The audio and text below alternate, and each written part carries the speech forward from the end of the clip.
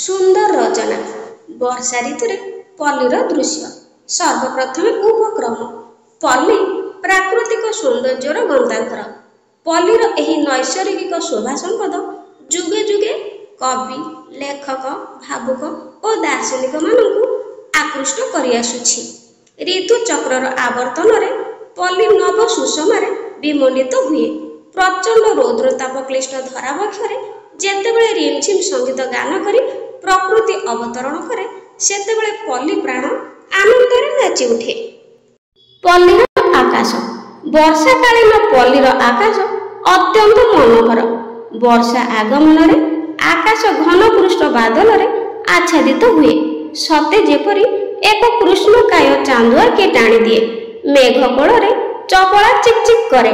ମନରେ ପ୍ରତ୍ୟୟ ହୁଏ, ସତେ ଯେପରି ମେଘକନ୍ୟା ଆକାଶରେ ଅବସ୍ଥାନ କରି ଦାନ୍ତ ଦେଖାଇ ହସୁଛି। ଅବିରତ ବାରିଧାରା ଆକାଶରୁ ପତିତ ହୁଏ। ମନେ ହୁଏ ମେଘମାଳା ଲୋତକ ବର୍ଷଣ କରୁଛି। ମେଘ ଉଢାଳରେ ସୂର୍ଯ୍ୟ ଉଙ୍କି ମାରନ୍ତି। ଆକାଶ ଅଙ୍ଗନରେ ମେଘ ସାଥିରେ ଅନେକ ସମୟରେ ସୂର୍ଯ୍ୟ ଲୁଚକାଳି ଖେଳ ଖେଳନ୍ତି। ତାଙ୍କର କନକ ରଶ୍ମି ଯେତେବେଳେ ବିକ୍ଷିପ୍ତ ବାଦଳମାଳାରେ ବିଛୁରିତ ହୁଏ, ସେତେବେଳେ ଆକାଶ ବକ୍ଷ ଅପୂର୍ବ ବର୍ଣ୍ଣୋତ୍ସବରେ ଉଦ୍ଭାସିତ ହୁଏ। ବେଳେବେଳେ ସପ୍ତରଙ୍ଗୀ ଇନ୍ଦ୍ରଧନୁ ସନ୍ନିକଟ ଦୁଇ ପର୍ବତ ଶିଖର ଦେଶକୁ ସ୍ପର୍ଶ କରି ଆକାଶର ସୌନ୍ଦର୍ଯ୍ୟକୁ ଶତଗୁଣରେ ବର୍ଦ୍ଧିତ କରିଥାଏ। ଅନେକ ସମୟରେ କଳାହାଣ୍ଡିଆ ମେଘ ପଲ୍ଲୀ ପ୍ରାଣରେ ଭୀତି ସଞ୍ଚାର କରିଥାଏ। ବର୍ଷଣ ମୁଖର ରାତ୍ରିରେ ପଲ୍ଲୀ ଆକାଶରେ ସତେ ଯେପରି ଏକ ଘନ କୃଷ୍ଣ ପରଦା ଆଚ୍ଛାଦିତ ହୋଇ ରହିଥାଏ। ପଲ୍ଲୀ ପର୍ବତର ଦୃଶ୍ୟ। ପଲ୍ଲୀ ସନ୍ନିକଟ ପର୍ବତର ଦୃଶ୍ୟ ଅତୀବ ମନୋହର। ଶୈଳର ନୀଳ ବିଗ୍ରହରେ ଧବଳ ଅଭ୍ରଖଣ୍ଡ ପଲ୍ଲୀର ସୌନ୍ଦର୍ଯ୍ୟକୁ ବର୍ଦ୍ଧନ କରିଥାଏ। ରାଧାନାଥଙ୍କ ଭାଷାରେ ତାର ଭବ୍ୟ ଚିତ୍ର ଦେଖିବାକୁ ମିଳେ। ଠାବେ ଠାବେ ଶୈଳ ନୀଳ ବିଗ୍ରହେ ଧବଳ ଅଭ୍ରଖଣ୍ଡ କି ଶୋଭା ବହେ। ଅନନ୍ତ ଆକାଶ ବକ୍ଷରେ ଭାସମାନ ମେଘଖଣ୍ଡ ବାୟୁ ଚାଳିତ ହୋଇ ଗିରିମାଳାର ସବୁଜ ଅଙ୍ଗରେ କ୍ରୀଡ଼ା କରନ୍ତି। କ୍ୱଚିତ୍ ଇନ୍ଦ୍ରଧନୁ ଦୁଇ ପର୍ବତର ଚୂଡ଼ା ସ୍ପର୍ଶ କରି ଅନିତ୍ୟ ରୂପଛଟା ପ୍ରକାଶ କରେ। ଆକାଶ ବକ୍ଷରେ ସତେ ଯେପରି ତ୍ରିବର୍ଣ୍ଣ ଜ୍ୟୋତିସ୍ରୋତ ପ୍ରବାହିତ ହୁଏ। ଭୟଙ୍କର ଗର୍ଜନ କରି ଜଳପ୍ରପାତ ଉତ୍ତୁଙ୍ଗ ଶୃଙ୍ଗରୁ ପର୍ବତର ପାଦଦେଶକୁ ଲମ୍ଫ ପ୍ରଦାନ କରେ।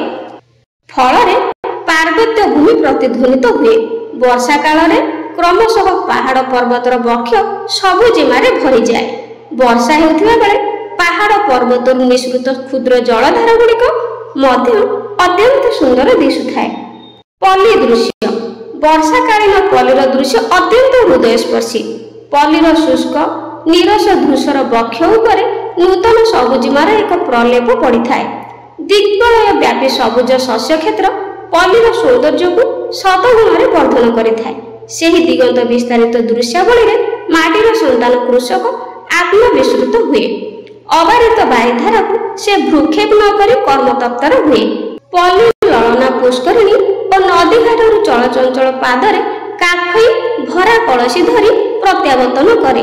ନିଦାଘ ପ୍ରପୀଡ଼ିତ କ୍ଷୀଣାଙ୍ଗୀ ସ୍ରୋତସ୍ୱିନୀ ବାରି ପ୍ରବାହରେ ଉତ୍ଫୁଲ୍ଲିତ ହୁଏ। ସୁତରାଂ କୁଳୁ କୁଳୁ ନାଦରେ ସଙ୍ଗୀତ ଗାନ କରେ। ଗ୍ରାମ୍ୟ ପୁଷ୍କରିଣୀ, ତଡ଼ାଗ, କୂପ ପୂର୍ଣ୍ଣାଗର୍ଭା ହୁଅନ୍ତି। ସରସୀ ଏବଂ ତଡ଼ାଗରେ ମତ୍ସ୍ୟ ଏବଂ ମରାଳପନ୍ଥୀ ସନ୍ତରଣ କରନ୍ତି।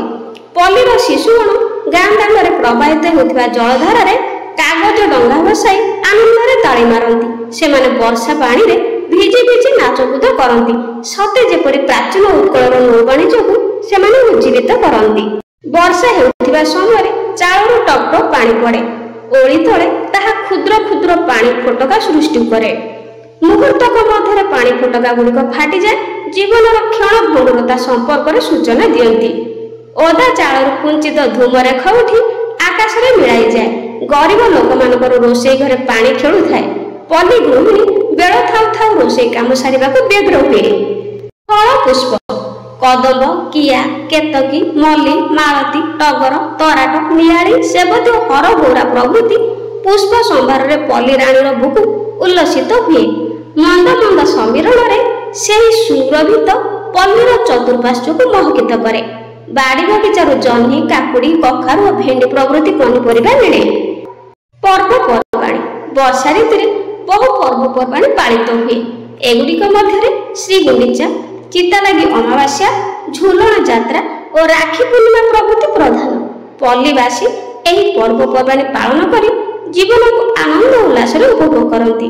ବର୍ଷାର ରିମଝିମ ସଙ୍ଗୀତ ସହ ପର୍ବପର୍ବାଣି ପଲ୍ଲୀ ଜୀବନରେ ମାଦକତା ଭରିଦିଏ। ଉପସଂହାର ବା ଶେଷ କଥା, ବର୍ଷା କାଳ ପଲ୍ଲୀ ଜୀବନରେ ନାନା ସୁଖ ସ୍ୱାଚ୍ଛନ୍ଦ୍ୟ ଭରିଦିଏ। ପଲ୍ଲୀବାସୀଙ୍କ ପାଇଁ ଏହି ଋତୁଟି ଅତ୍ୟନ୍ତ ମଙ୍ଗଳଦାୟକ। ଭକ୍ତ କବି ମଧୁସୂଦନଙ୍କ ଭାଷାରେ ବରଷା କାଳ ଅଟେ ମଙ୍ଗଳକାରୀ, ପାଳଇ ପରଜାକୁ ବରଷି ବାରି। ପଲ୍ଲୀର ବର୍ଷାକାଳୀନ ଶୋଭା ଅତ୍ୟନ୍ତ ଉପଭୋଗ୍ୟ। ପଲ୍ଲୀର ଶୁଷ୍କ ନିରସ ବକ୍ଷ ବର୍ଷା କାଳରେ ରସସିକ୍ତ ଓ ଜୀବନ୍ତ ହୁଏ। ପିଲାମାନେ ଭିଡ଼ିଓଟି ପସନ୍ଦ ଆସିଲେ ଲାଇକ୍ କରିଦେବେ, ଆଉ କେମିତି ଲାଗିଲେ କମେଣ୍ଟରେ ନିଶ୍ଚିତ ଜଣେଇବେ। ଆଜି ପାଇଁ ରହୁଛି, ଗଡ୍ ବ୍ଲେସ୍ ୟୁ।